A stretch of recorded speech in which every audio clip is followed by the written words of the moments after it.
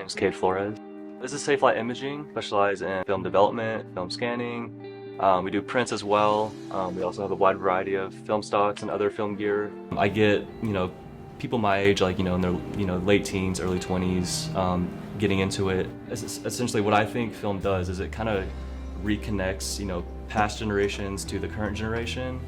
And I think why it's so important to shoot film now is so we can have that same experience, but the other way around for the future. It's really coming back, and it's really fun to see and really exciting to see more people deciding to shoot film.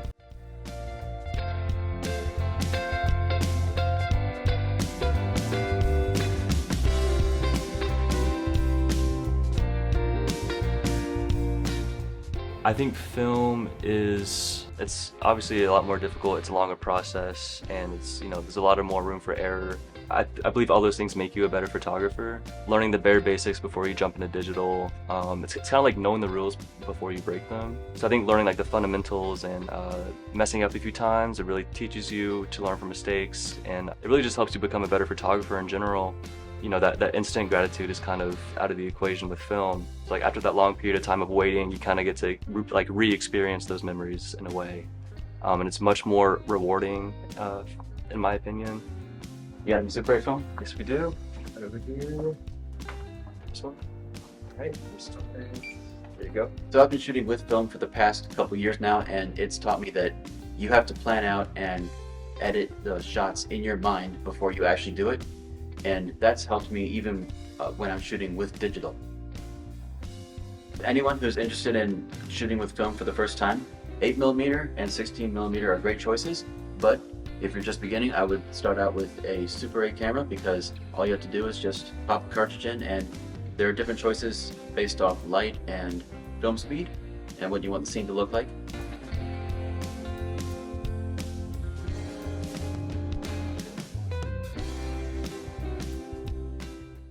So there's two different types of films. There's negative, and then there's reversal. This is reversal. This one is called Ektachrome, and it's for color. And then they also have Triax, which is for black and white. And the cool thing about it is that you can put it in a projector. You probably have to go to your grandparents' attic or a thrift store or someplace. But it is definitely worth all the hassle because it just looks absolutely amazing.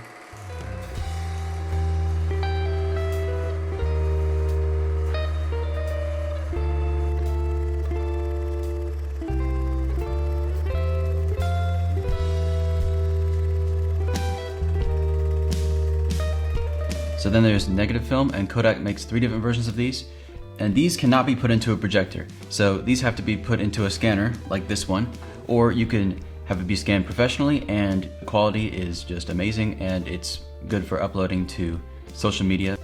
So with the negative film that Kodak has, one of them is called 500T. T stands for tungsten. This is used for filming indoors or nighttime.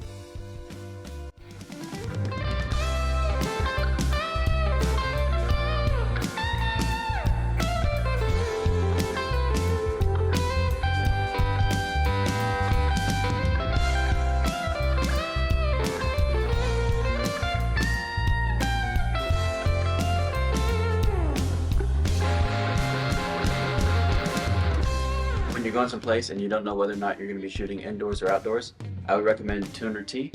And when you're shooting with that film, your camera needs a daylight filter. Most Super 8 cameras give you the option of shooting with 18 frames per second or 24. And even though 24 is smoother, I personally prefer shooting with 18 frames per second because it gives you 3.5 minutes of footage. So it's pretty sunny out here on campus, and I'm going to be using 50D. And I have to make sure I set my camera from tungsten to daylight.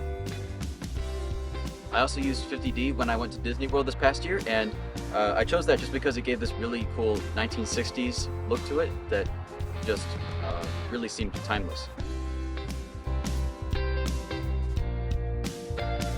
I think it's almost an obligation to keep film alive, make sure it lives on through such a fast-paced, digital, dominant world.